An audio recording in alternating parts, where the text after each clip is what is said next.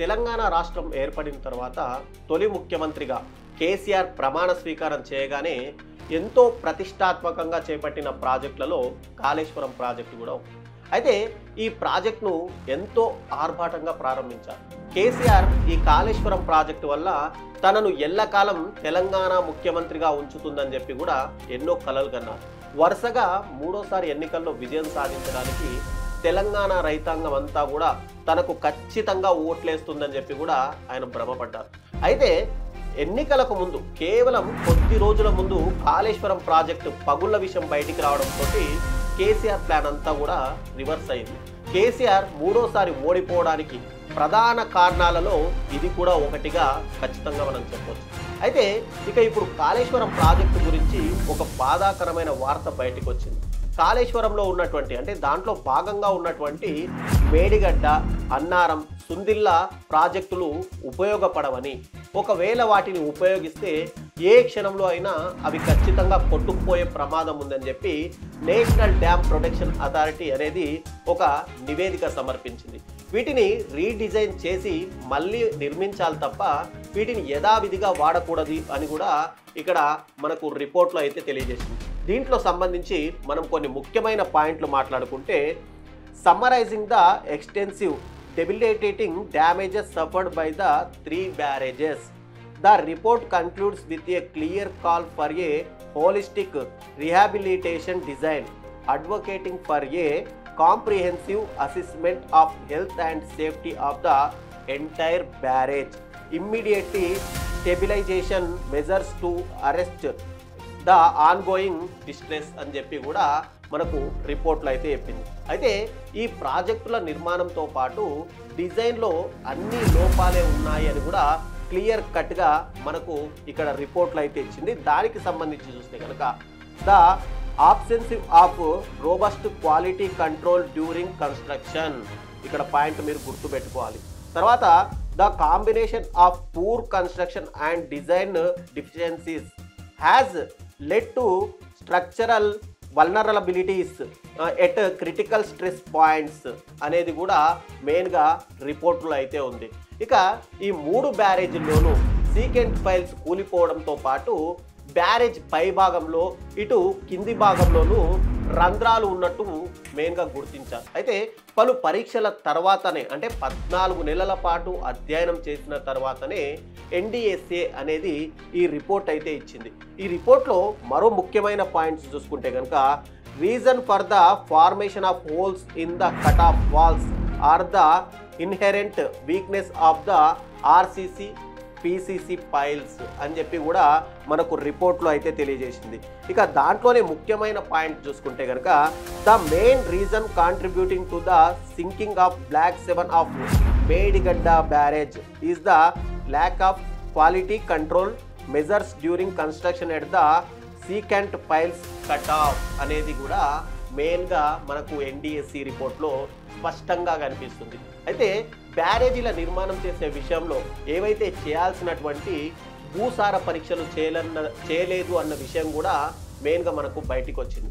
అలాగే అన్నారం, సుందిల్ల బ్యారేజ్లను కూడా ఒక చోట కట్టాలన్న ప్రతిపాదనలు పక్కకు పెట్టేసి వాటిని మరో చోటకు అంటే ప్లేస్ కూడా మార్చేశారు. జాతీయ ఆనకట్టల భద్రతా చట్టం ఏదైతే 2021 ప్రకారం వర్షాకాలానికి ముందు బ్యారేజీలు ఎలా ఉన్నాయి అనే అంశాన్ని సైతం పరిశీలించలేదని కూడా రిపోర్ట్లో అయితే స్పష్టంగా పేర్కొన్నారు.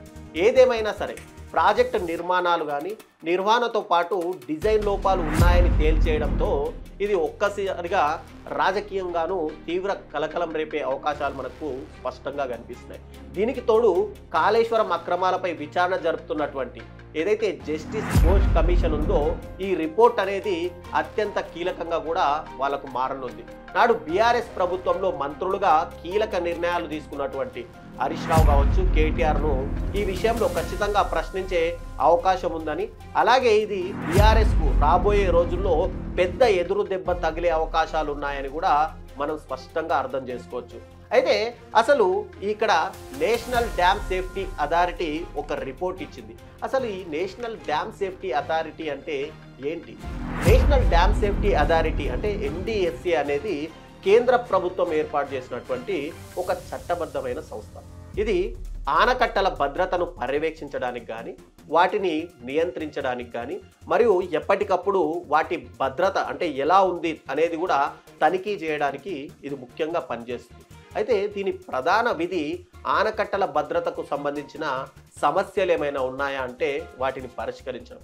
ఇక ఎన్డిఎస్సి అనేది నేషనల్ డ్యామ్ సేఫ్టీ యాక్ట్ 2021 ద్వారా ఏర్పాటు చేయబడినటువంటి ఒక చట్టబద్ధమైన సంస్థ.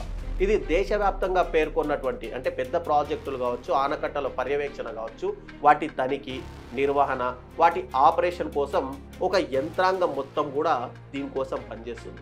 ఇక ఆనకట్టల ద్వారా వచ్చే ఏదైతే విపత్తులు ఉంటాయో వాటిని నివారించడానికి, ఆనకట్టల భద్రతను నిర్ధారించడానికి కూడా ఎన్డిఎస్సి అనేది ముఖ్యంగా పనిచేస్తుంది. అయితే రాష్ట్రాల మధ్య ఆనకట్టల భద్రతకు సంబంధించినటువంటి సమస్యలు ఏవైనా వస్తే కూడా అవి కూడా పరిష్కరించడంలో ఈ ఎన్డిఎస్సి అనేది ముఖ్యంగా ప్రయత్నాలు చేస్తుంటుంది. అయితే ఇంత మనం చూస్తున్నాం, ఇక్కడ కాళేశ్వరం ప్రాజెక్టులో అవకతవకలు జరిగాయని ఒకవైపు కాంగ్రెస్ ప్రభుత్వం చెప్పింది, ఎన్డిఎస్ఏ రిపోర్ట్ చెప్పింది, ఇంకోవైపు జస్టిస్ బోస్ కమిషన్ కూడా దాని మీద పనిచేస్తుంది. అయితే ఇంత జరుగుతున్నా కూడా ప్రభుత్వం కౌంటర్ ఎందుకు ఇవ్వలేకపోతుంది? గత ప్రభుత్వానికి బలమైన కౌంటర్ ఇచ్చేందుకు ఇక్కడ ఎన్నో అవకాశాలు వస్తున్నా కూడా సద్వినియోగం చేసుకోవడంలో తెలంగాణ ప్రభుత్వము ఫెయిల్ అవుతుంది. ప్రతిపక్షంలో ఉన్నప్పుడు చూపించినటువంటి ఏదైతే దూకుడుందో అది అధికారంలోకి వచ్చినాక కంటిన్యూ చేయడం లేదు. ఈ ఏడాదిన్నర కాలంలోనే ప్రభుత్వం భారీగా ప్రజా వ్యతిరేకతను మూటగట్టుకుంది అని చెప్పి ప్రతిపక్షము ఒకవైపు తెగ ప్రచారం చేస్తుంటే అందుకు తగినట్లు ప్రభుత్వం ఎందుకు సరైన కౌంటర్లు ఇవ్వడం లేదు?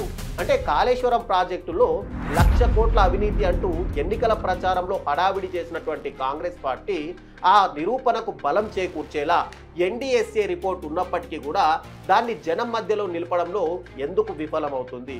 అంటే గత ప్రభుత్వ హయాంలో నిర్మించినటువంటి ఏదైతే కాళేశ్వరం ప్రాజెక్టులో ఇప్పటి ప్రభుత్వ పెద్దలు ఎవరైనా దాంట్లో పాల్పంచుకున్నారా? వాళ్ళు కాంట్రాక్టుల విషయంలో ఎవరైనా ఉన్నారా? మంత్రులు, ఎమ్మెల్యేలు, ఎంపీలు, ఎమ్మెల్సీలు, కార్పొరేషన్ చైర్మన్లు ఇంతమంది ఉన్నారు.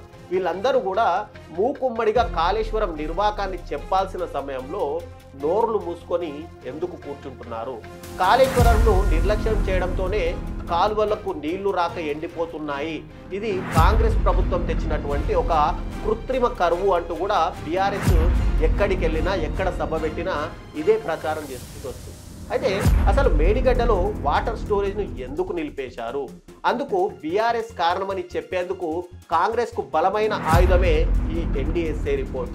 ఇది బయటకు వచ్చినా కూడా దీన్ని వివరించడంలో ప్రభుత్వ ఫెయిల్యూర్ అనేది స్పష్టంగా కనిపిస్తుంది. అయితే గత ప్రభుత్వం అంటే ప్రతిపక్షంలో ఉన్నప్పుడు ఏదైతే కాంగ్రెస్ పార్టీ ఏదైతే ఈ కాళేశ్వరం పైన అలా వ్యాఖ్యలు చేసిందో, ఇప్పుడు ప్రభుత్వం ఏర్పాటు చేసిన తర్వాత కూడా కాళేశ్వరం పైన ఎన్డిఎస్ఏ రిపోర్ట్ ఇంత స్పష్టంగా ఉన్నా కూడా ఎందుకు యాక్షన్ తీసుకోవట్లేదు? దీంట్లో ప్రభుత్వ పెద్దలు ఎవరైనా ఉన్నారా? దీని మీద మీ అభిప్రాయాల్ని కామెంట్ రూపంలో తెలియజేయండి.